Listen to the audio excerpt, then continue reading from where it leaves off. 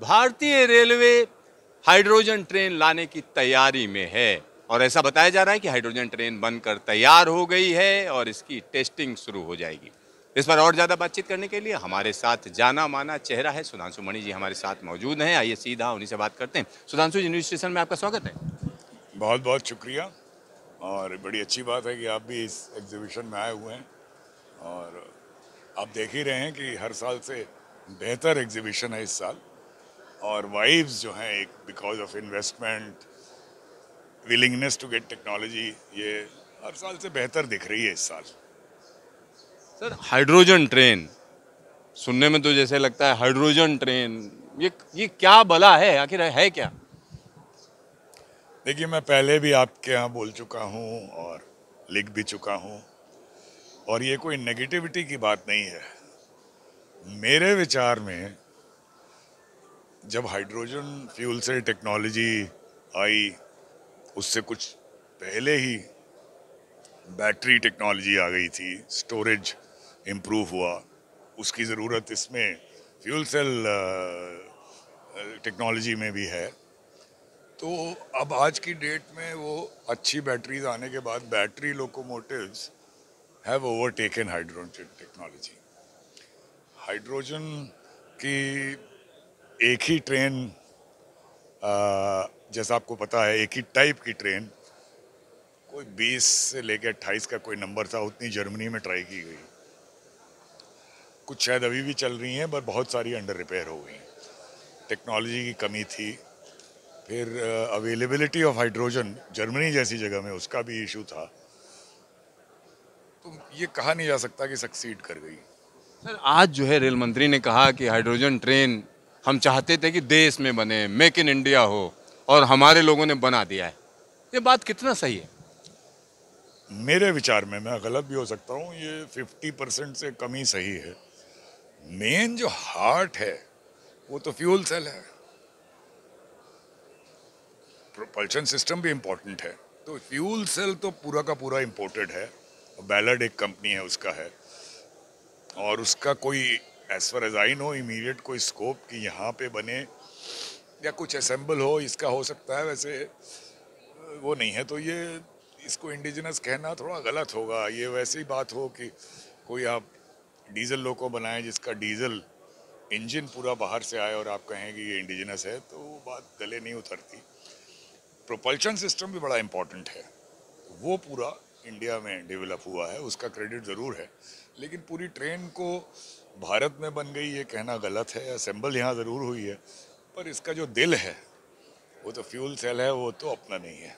Sir, green energy इसको कहा जा रहा है कि पूरी तरीके से ग्रीन है, तो ये क्या बात कहने सही होगा कि पूरी तरीके से ग्रीन है? सही भी है, नहीं भी है। क्यों?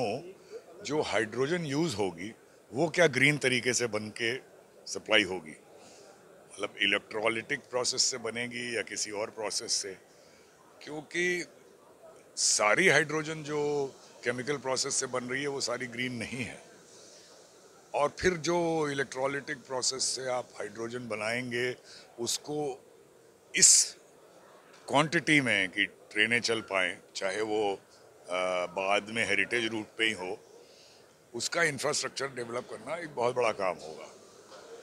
सर, हाइड्रोजन को लेकर एक बड़ा चैलेंज है स्टोरेज को लेकर। जी। सबसे बड़ी जो बात कही जाती है, तो उसको लेकर किस तरीके की चीजें जिस पर ध्यान रखना चाहिए, क्या यहाँ पर भी वो प्रॉब्लमेटिक होगा? नहीं, बहुत छोटा मोटा नहीं, बड़ा प्रॉब्लम होगा।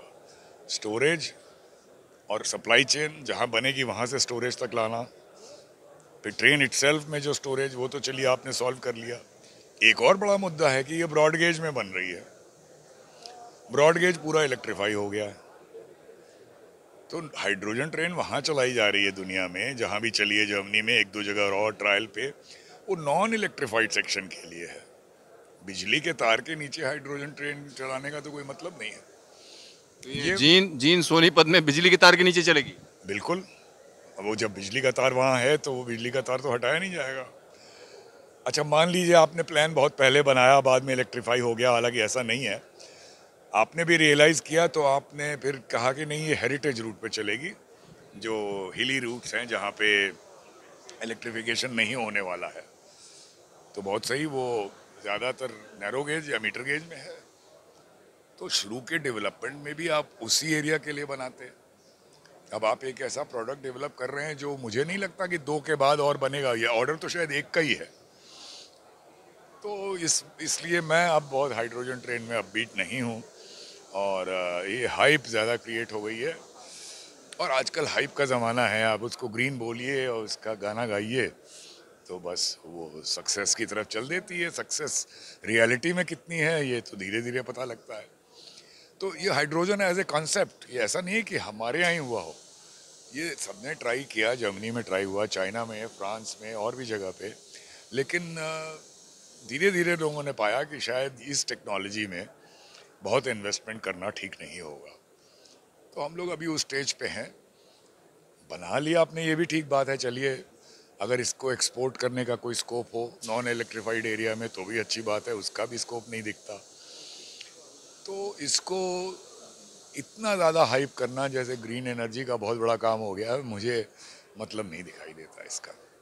सर करना क्या चाहिए? ट्रेन तो बन के तैयार खड़ी है, आप कह रहे हैं हम ट्रायल करेंगे, और दूसरी तरफ प्रॉब्लम क्या है कि भाई हम मेक इन इंडिया बता रहे हैं, तो ट्रेन तो बन गई, अब तो ट्रायल होना ही होना है, उसके आगे क्या करेंगे? देखिए, मेक इन इंडिया तो एक तरह से है क्योंकि यहाँ असेंबल हुई है। फ्यूल सेल बाहर से आया ज़रूर, असेंबल तो यहाँ हुई है, तो मेक इन इंडिया आप इसको बोल सकते हैं। लेकिन ट्रू मेक इन इंडिया है जहाँ पे उसकी सारी टेक्नोलॉजी अपनी हो, वो तो नहीं है। वो फ्यूल सेल की टेक्नोलॉजी तो बाहर से आई है, तो ये हाफ ट्रूथ हुआ। बल्कि मेक इन इंडिया सही है, लेकिन जो स्पिरिट है मेक इन इंडिया की वो नहीं मीट करती इसमें। अब ट्रेन बन के तैयार है तो ट्रायल तो उसको करना ही पड़ेगा, सेफ्टी के लिहाज से, राइड क्वालिटी के लिहाज से, बहुत तरह के ट्रायल तो करना ही होगा। अब वो ट्रायल कब शुरू होगा मुझे नहीं, आपको ज़्यादा पता होगा, क्योंकि इसका आप अगर खबरें उठा के देखिए तो ये 2023 के शुरुआत से इसकी डेट दी जा रही हैं कि अब आया तब आया, अब आया तब आया। 2-2.5 साल से तो डेट सुनते आ रहे हैं। अब सुनते हैं शायद इस साल ट्रायल तो शुरू हो ही जाना चाहिए इस साल। कमर्शियल सर्विस में कब आता है देखना होगा। आपका ढेर सारा धन्यवाद तमाम जानकारी। बहुत बहुत शुक्रिया। Siddharth, Delhi news station.